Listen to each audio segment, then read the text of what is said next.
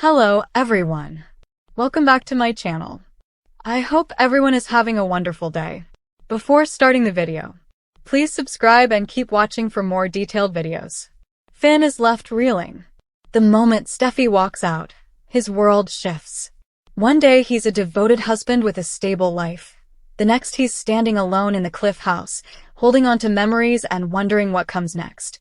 As Steffy steps away, Finn is forced to confront more than just loneliness. He's caught in a whirlwind of emotions, responsibilities, and temptations. Without Steffy by his side, his vulnerabilities are exposed, and that creates a dangerous opening for others to step in. At first, Finn throws himself into work. He picks up extra shifts at the hospital, tries to drown out the silence of the empty house with long nights on call. But even the busiest trauma room can't distract him from the ache he feels when he comes home to an empty bed. The coffee mug still on the counter, Steffy's perfume lingering in the air. Every detail reminds him of what he's missing.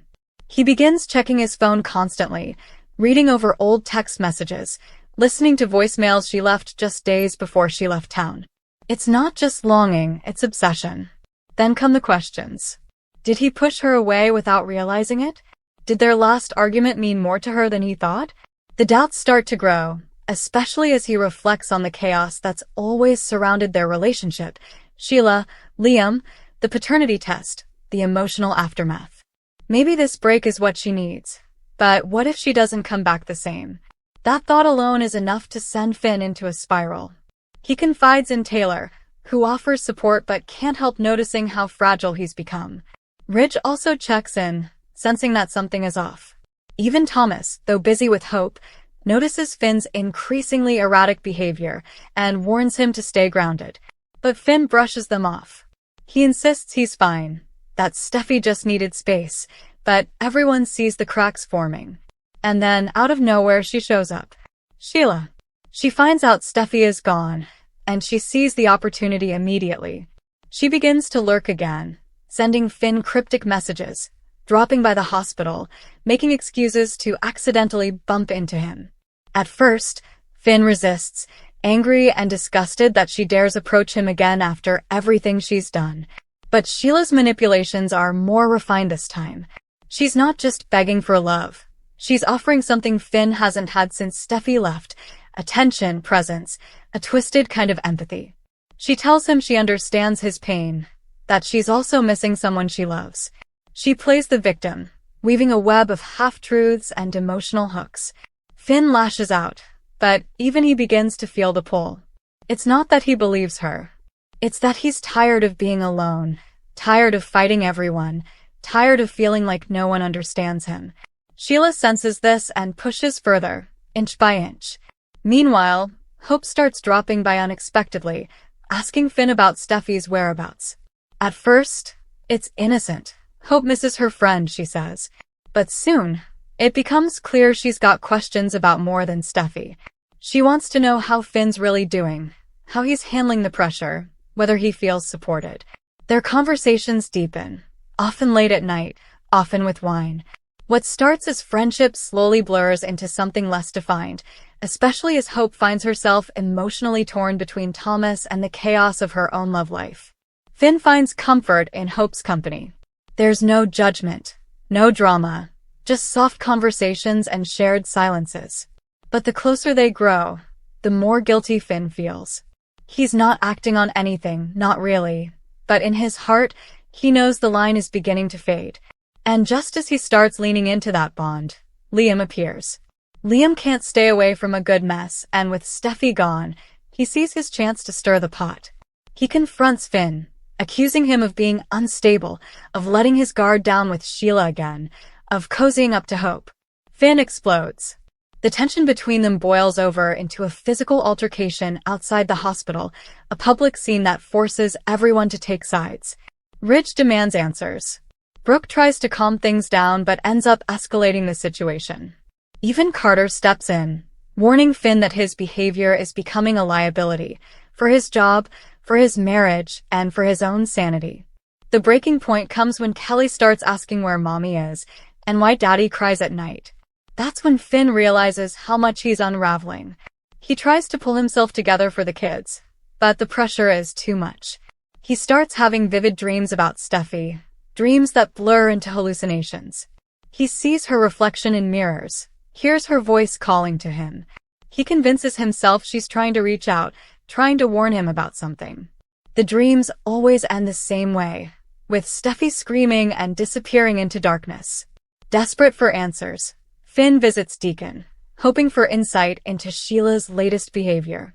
Deacon warns him that Sheila has been eerily calm lately, which only means one thing: she's planning something. He tells Finn to stay away from her, but it's too late. Sheila's gotten under his skin again, and Finn's not sure he can fight her off this time. One night, Sheila corners him at the Cliff house. She brings a photo album, old pictures of Finn as a baby, things he's never seen before.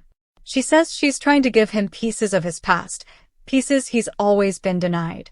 He wants to throw it all away, but something stops him.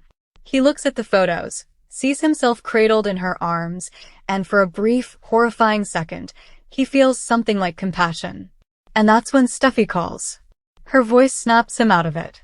She tells him she's extending her stay, that she needs more time to heal.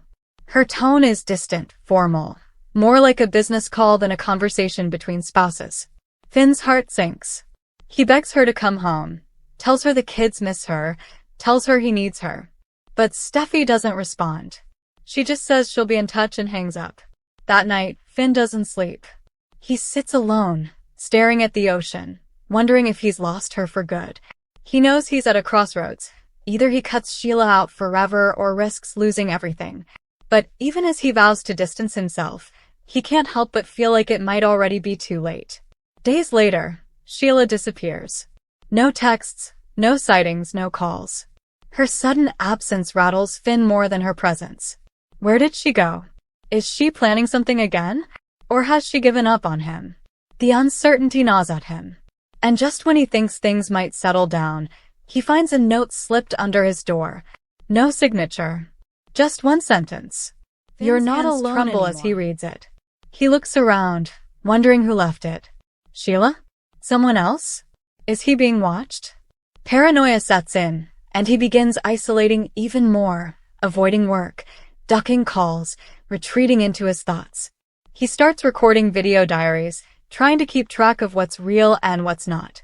These recordings show a man slowly losing his grip, questioning everything, trusting no one. Eventually, Lee intervenes. She stages a quiet intervention, sitting Finn down and telling him he needs help. Real help. Therapy, medication, something. Finn resists at first, but he sees the pain in her eyes, the fear. He agrees to go, just to get everyone off his back. But as the sessions begin, long-buried emotions start to surface. He talks about his abandonment, about the pressure to be perfect, about the fear of becoming like his biological mother. For the first time, he starts to understand just how much he's been holding in and how much Steffy has protected him from. But healing isn't linear.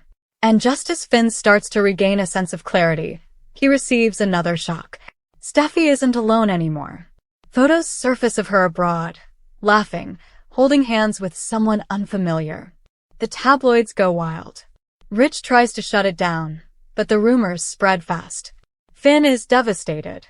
He doesn't know what to believe, but the image of Steffy smiling with another man burns into his memory. Did she move on? Was the break really just an escape? He calls her again, desperate for the truth. She answers, finally, and confirms it. She's met someone new. She doesn't say much, but it's enough. Finn's heart breaks all over again. And in that moment, something in him snaps. He walks to the edge of the cliff, the wind roaring in his ears, the ocean churning below. Everything he's fought for, his family, his sanity, his future, feels like it's slipping through his fingers. He closes his eyes, ready to let go. But then he hears Kelly's voice. Just a memory, just an echo, but it's enough. He steps back. And that's where we leave Finn. Broken, betrayed, and more alone than ever. But not gone. Not yet. Because sometimes, the deepest wounds lead to the strongest transformations. And when Steffy does return, if she returns, she may not recognize the man she left behind. Come back to our channel for all your updates. Thank you for watching. Please subscribe to my channel.